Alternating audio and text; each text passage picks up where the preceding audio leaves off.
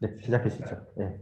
네, 저는 이거를 이제 모두연구소에서 올해 초에 한번 발표를 했던 내용이긴 한데요. 그냥 가볍게 적어주시면은 될 것 같습니다. 저는 우선 일단 그 기업 간의 그 관계를 잘 모델링을 해서 그걸로 주가를 예측을 하고 싶다라는 게 제 그 기본적인 아이디어였고요. 뭐 예를 들어서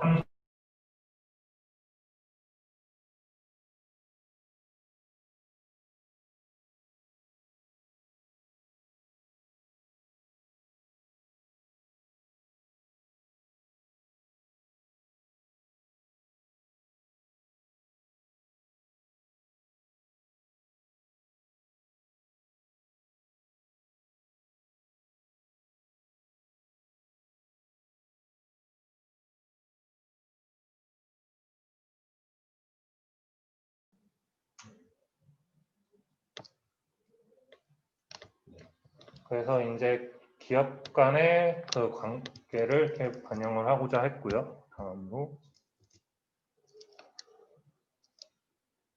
이제 그 기업 간의 관계를 이제 모델링하는 방법으로 어떤 모델이 있을까라고 이제 봤는데 지금까지 그 연구가 많이 제가 이걸 조사했을 때 작년 말이었는데 그때까지는 이제 아직 그 분야가 많이 연구가 안 된 상황이었고 릴레이션을 어떻게 정의를 하고 어떻게 그거를 이렇게 모델링을 할지에 대한 연구가 많이 없다라고 저는 이제 그렇게 조사를 했었습니다. 우선 이제 사용한 데이터는 S&P 500 데이터를 사용을 해서 이제 431개의 그 기업 데이터를 사용을 했고요. 데이터는 여기 이 기간 2013년부터 19년까지의 데이터를 갖고 와서 이제 그 리턴 값을 이제 그 데이터의 인풋으로 사용을 해서 분석을 진행을 하였습니다.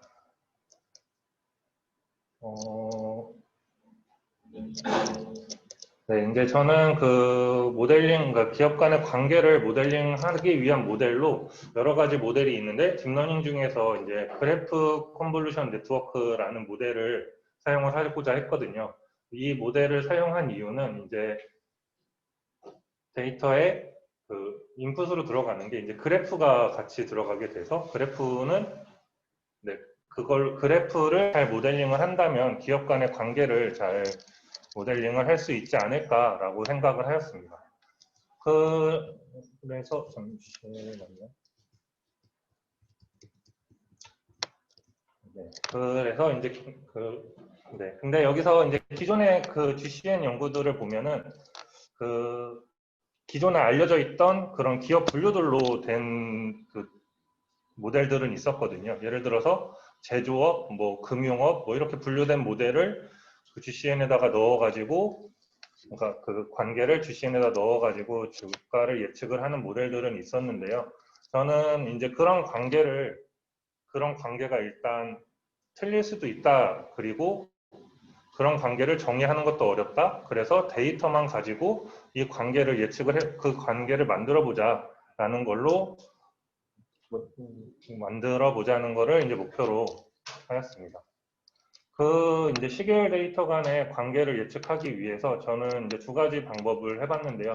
우선 그 DTW라는 그 기존에 사용하고 있는 뭐 시계열 데이터 간의 그 패턴을 계산을 하고 뭐 거리를 계산을 해주는 알고리즘을 이용을 했습니다.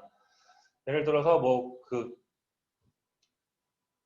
그래서 여기서 보면은 좀 같이 일어나는 패턴의 시간 차이가 조금 있더라도 그것의 거리를 이제 계산을 해준다는 것이 이 DTW의 좀 특징이고요. 또 다음 방법으로는 이제 그 피어슨 상관계수 이제 코릴레이션을 이용을 해서 코릴레이션이 일정 값 이상 여기 앞에서는 그 DTW에서 거리가 어느 정도 작다, 거리가 가까우면은 그 두 종목 간에는 관계가 있다. 이런 식으로 이제 모델링을 했었고요. 다음으로는 이제 코릴레이션을 이용을 했었는데 여기서도 잘 아시겠지만 코릴레이션은 마이너스 1과 1 사이에 있는 값으로 하나가 증가할 때 다른 것도 증가하냐라는 거를 확인할 때 많이 사용하는 그 지표인데요. 여기서는 뭐 코릴레이션의 값이 0.7 이상이다. 그러면은 관련이 있다. 이런 식으로 모델링을 했습니다. 여기서는 이제 코릴레이션은 마이너스 값도 마이너스 7이어도 관련이 있다라고 생각을 해서 절대값이 마이너스 7보다 크면은 뭐 두 종목 간의 그래프는 존재한다라고 이제 모델링을 하였습니다. 일단 이제 그래프라는 말이 조금 생소할 수 있는데요. 그래프는 예를 들어서 여기 N7에 대해서만 한번 먼저 보면은요. 여기서 보면은 N7은 N3, N6, 그리고 4, 8 이렇게 연결이 되어 있는 것을 알 수 있습니다. 그래서 이 A라는 행렬이 이렇게 N7하고 관련돼 있을 때 이렇게 1로 표시되는 것을 알 수 있고요. 이게 이제 GCN에서는 이게 주가 데이터와 이 행렬이 그 인풋으로 들어가게 되는 것이 특징입니다. 네, 그래서 제가 이거를 할 때 참고했던 논문인데요. 여기서는, 그러니까 이거하고 좀 완전 다른 내용이긴 한데, 제가 발표 주제로 한 거랑. 여기에서는 이제 해츠라는 논문인데요. 이 해츠라는 논문은 그 위키데이터에서 그 데이터를 크롤링을 해온 다음에 거기에서 예를 들어서 스티브 잡스가 애플이란 이렇게 단어가 있고 또 그다음 그러니까 그러면은 스티브 잡스라는 단어는 애플이랑 관련이 된 그 회사가 되는 건데요. 여기 만약에 다른 문장에 스티브 잡스라는 단어가 구글에도 이렇게 있잖아요. 그러면은 애플하고 구글은 관련이 있는 회사다라고 이렇게 founded by board member 이렇게 해가지고 애플과 구글은 연결이 되는 그렇게 해서 그 앞에서 말했던 그 관계를 정의를 했더라고요. 그래서 총 이 논문에서는 84가지의 관계 행렬을 정의를 했는데요.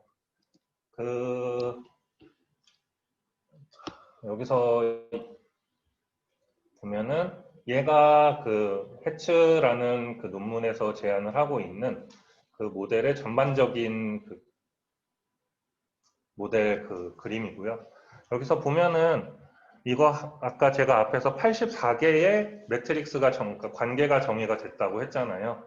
여기서 보면은 이거 하나 해갖고 총 이게 84개가 있는 걸로 제가 알고 있습니다. 그래서 여기서 보면은 여기서 어텐션이라는 기법을 사용을 하는데 여기서 어텐션을 사용을 해서 이제 그 주변 노드 중에서 중요한 정보만 갖고 오기 위해서 여기다 어텐션을 정의를 했다라고 이제 논문에서 말을 하고 있고요.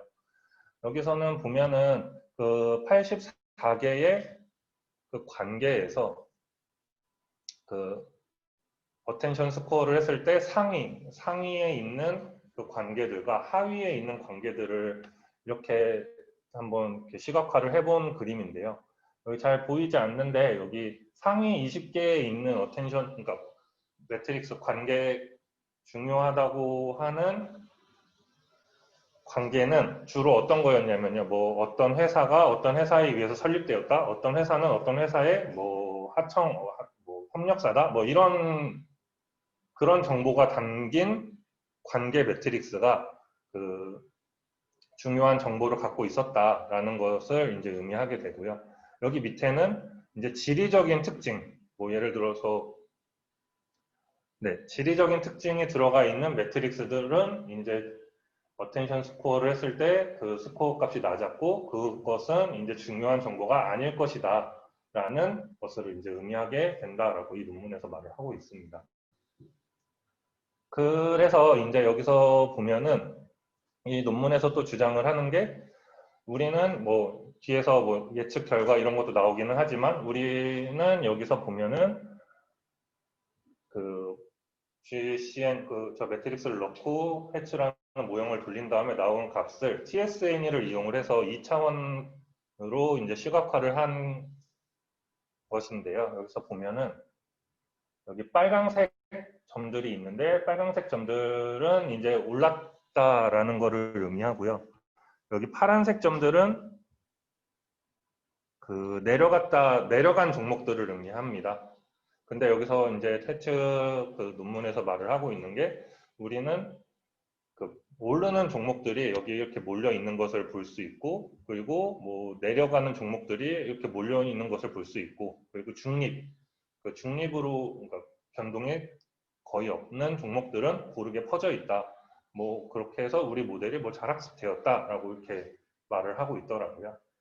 그 다음에 또 다음으로 얘기를 하고 있는 게 여기는 이거는 이제 그 관계를 84개를 정의를 했잖아요. 그 관계 84개 그 종목별로 색을 칠한 건데요.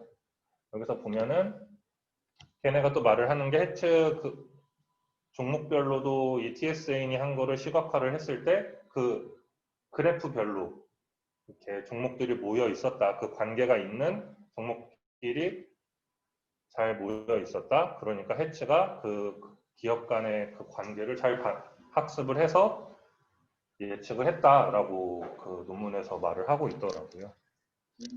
네네.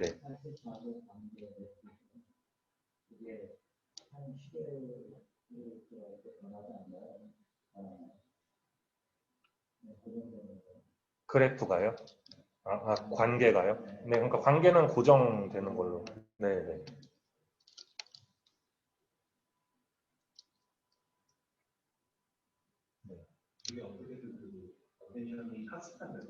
네네.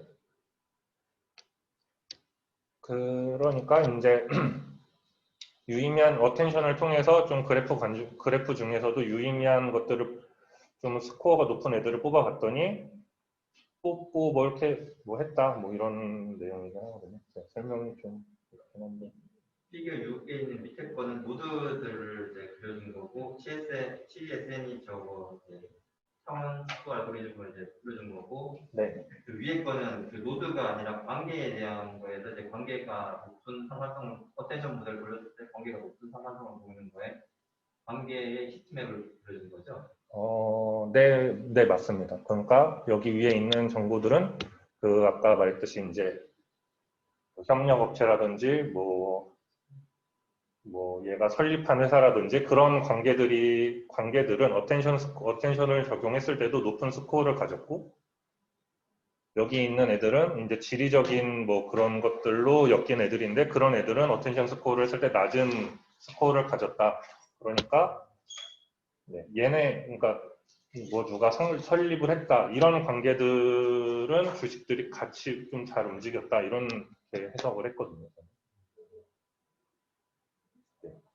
그래서 이 논문에서의 주된 제가 생각했을 때 컨트리뷰전은 그 위키데이터에서 기업 간의 데이터를 불러와서 그 데이터를 가지고 기업 간의 관계를 정의를 했다라는 게 큰 컨트리뷰전이라고 저는 생각을 했거든요.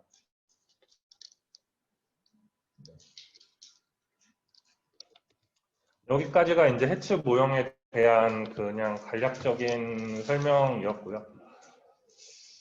저는 이제 그 관계를 여기서 그러니까 해치 모형에서는 위키데이터를 갖고 와서 그거를 관계를 만들었다면 저는 그런 사전 지식이 없을 때 GCN을 그래프 모델을 적용을 할 때 어떻게 적용을 할까를 고민을 했고 그 데이터만 가지고 그 관계를 만들어 보자라고 생각을 했고 그래서 앞에서 소개드렸던 이제 코릴레이션과 그 DTW라는 방법을 이용을 해서 그 값이 코릴레이션 값이 일정 수치보다 크게 그리고 DTW는 일정 거리가 일정 수준 안에 들어오는 거를 그 관계가 있다라고 정의를 했고요.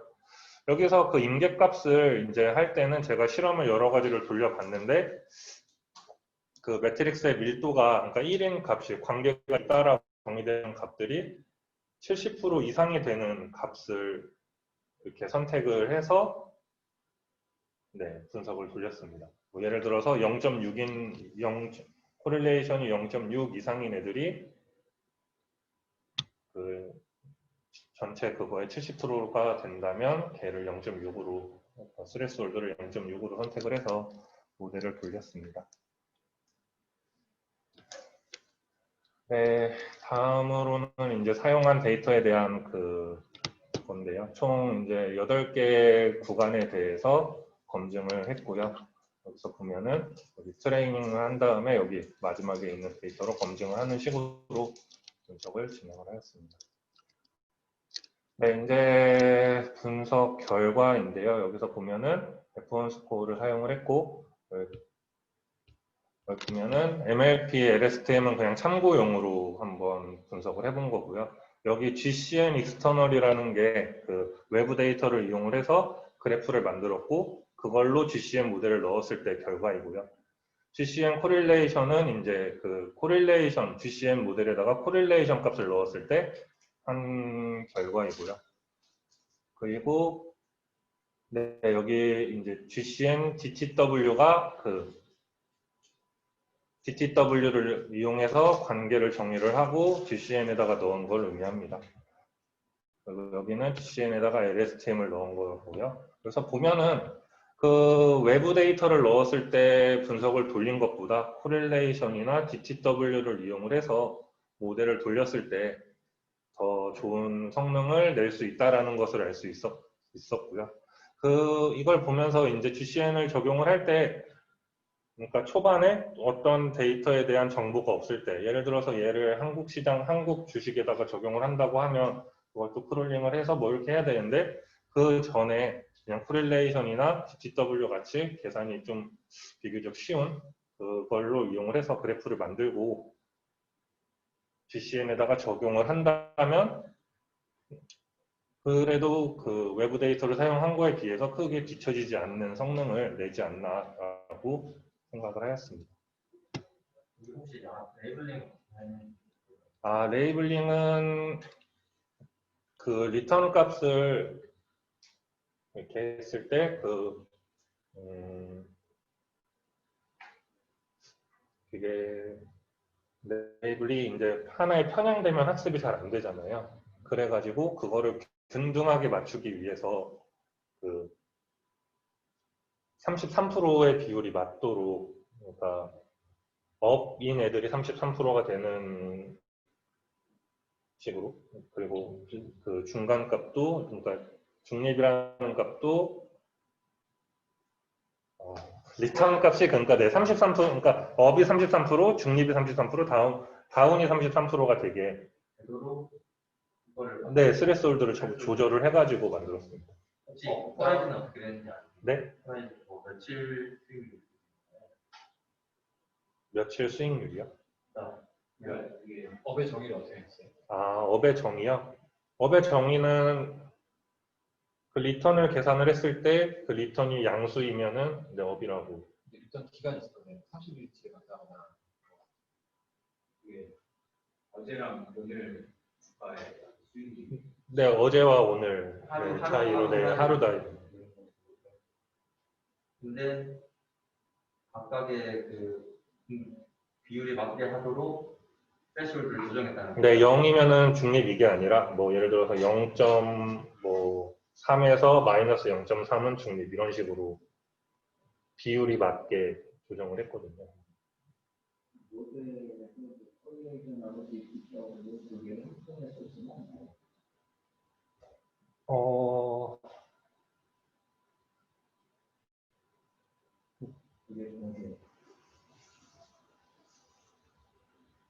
그 뭐 매트릭스를 두 개를 정리한 다음에 하면은 될 것 같기는 합니다. 왜냐면 이 논문에서는 84개의 매트릭스를 사용을 해서 논문을 했었으니까 네, 되기는 할 것 같습니다. 이게 실험할 때 데이터 양하고 그 입실 장비 어느 정도 쓰였어요? 그때 데이터 양이요? 데이터 양은 여기 있는 거 하면은 이게 일봉 데이터 기준으로 했으니까 네. 5달에 일봉이면은 5달인가요? 네, 5달에 일봉이면은 근데 그로 하나가 이제 시계열 데이터랑 그 그래프를 나타내는 매트릭스가 들어가잖아요. 로 하나의 어떤 사이즈는 어떻게 돼요? 요 하나에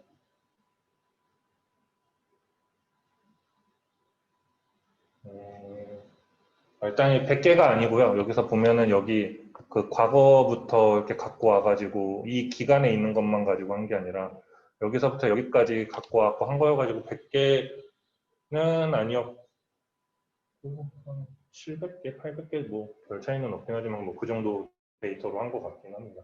그리고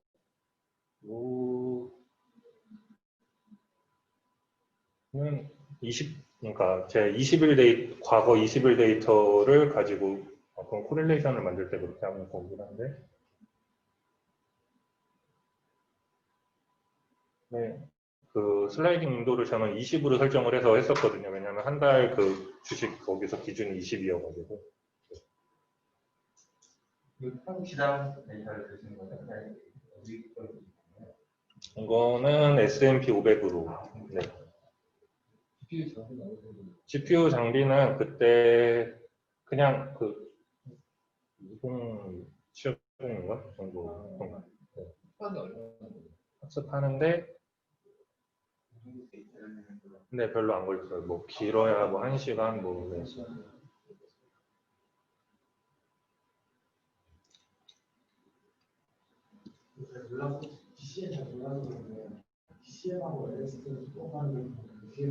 근데 뒤에다가 LSTM을 갖다 붙여서.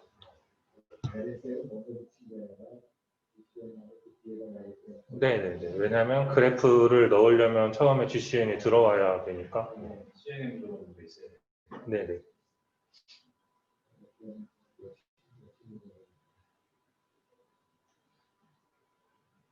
GN에서 선별하신 부분이 디퍼런스 많이 되고 뭔가 좀 메이저한 부분인가요? 그걸 잘 몰라가지고. 아, 네. 그때 꽤 괜찮은 학회에 실렸던 논문이어서 제가 참고를 했었거든요. 너무 제목 뭐 하이라키컬 거기에 한번 업로드 됐던 걸로 알고 있긴 한데, 그 해치 한 다음에 그래프 뉴럴 네트워크 치면은 아마 나오는 걸로 알고 있어요.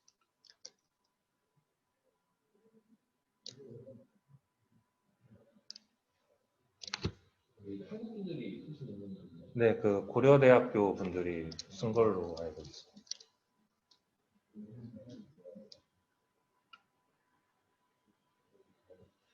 이게 학생분들은 공부하고 네, 맞아요. 그런 거 그렇게 쓰셔가지고 학생들이 아마 뭔가 모델을 만들고 우리나라에 그런 뜻이 이거 인터넷이 안 되냐?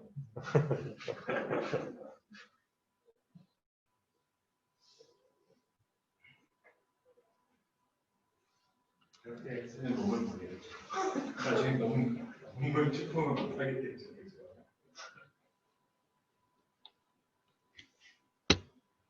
DTW 제가 잘 몰라서 혹시 이것만 설명해주세요.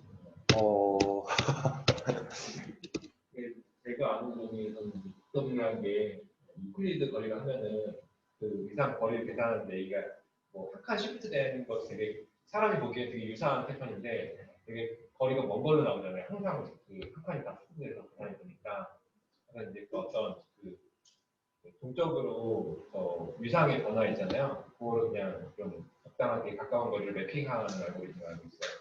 보통 이제 유전자 시퀀스 같은 거 계산할 때 거리가 되게 얼마나 닮은지 이런 거 되게 많이 쓰는데 밑에 그림 보시면은 유클리드로 그냥 같은 시간축을 그냥 맞추면은 저렇게 나와서 되게 다른 그래프를 보이는데 사실은 이제 이거를 좀 그 위상을 좀 맞춰서 시프트해서 보면은 되게 유사도가 높은 그래프라고 판단할 수 있다. 이런 분명.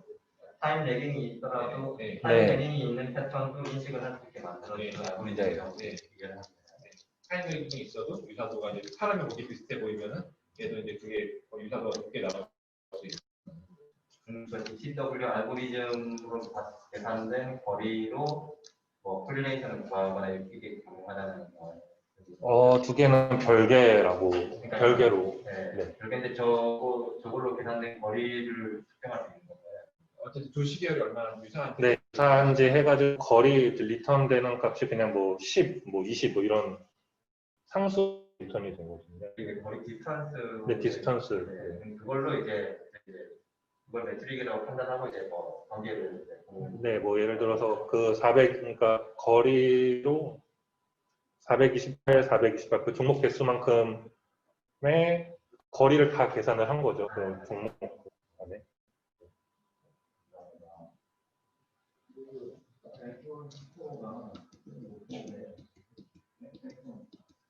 네.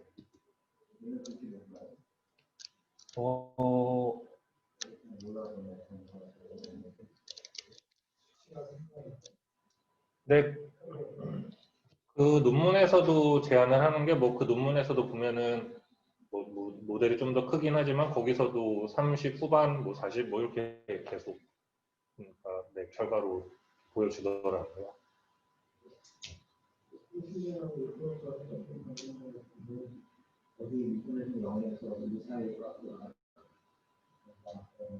아, 그 거기다 그냥 100을 곱한 거 아니에요? 네. 네. 그거 아닌가요? 그러니까 만약 F1 스코어가 0에서 1 사이가 나와야 되는 건데 왜? 스코어는 저 정확도 네. 네, 리콜하고 네.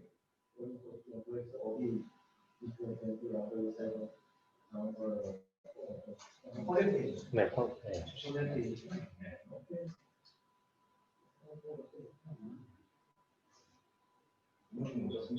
네. 사실 그렇죠. 네, 그 저자하고도 이렇게 얘기를 해봤는데 이거를 실제로 적용하냐 했는데 그냥 논문용으로 쓴 거고, 네, 논문용인 거고, 뭐 실제로 적용을 하지 않는다.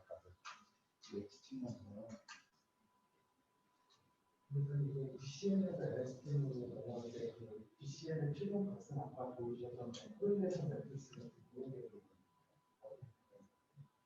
아, 여기에서는 그 논문에서 사용한 이 어텐션 이런 거는 들어가지 않았고요. 그냥 기본적인 GCN만 넣고 모델을 돌린 거거든요. 그 최종 값이 어떤 형태의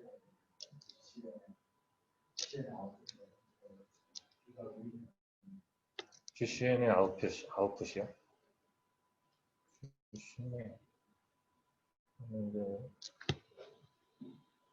LSTM 들어갈 때 어떤 거기에다가 이제 소프트맥스를 해가지고 얘는 뭐 다운이다, 중립이다, 뭐 업이다.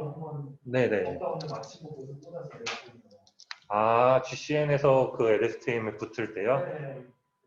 그때는 그 레이어 그냥 그 딥러닝 돌리는 것처럼 네, 그런 값들이 나오면은 거기다 LSTM으로 넣었습니다.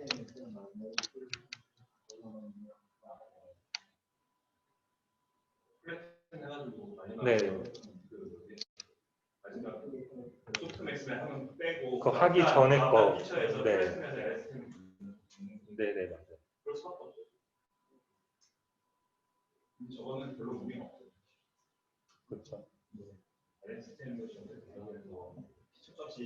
피처 값은 피처 맵을 마지막에 피처 맵을 벡터로 된 걸 억지로 플래튼해가지고 LSTM 집어넣는데 그러면 그 안에서 깨질 수 있거든요. 릴레이션이. 그러니까 그거를 어떻게 맞추느냐에 따라서 LSTM이 의미가 있고 없는 건데 그거를 제대로 조정했을까라는 생각이. 아 그렇죠. 그런 거 없이 그냥 피처. 그냥 붙였습니다. 네, 그냥 붙였습니다. 네, 알겠습니다. 그 발표 진행 뭐 어떤 모양 같은 게 감사합니다. 감사합니다.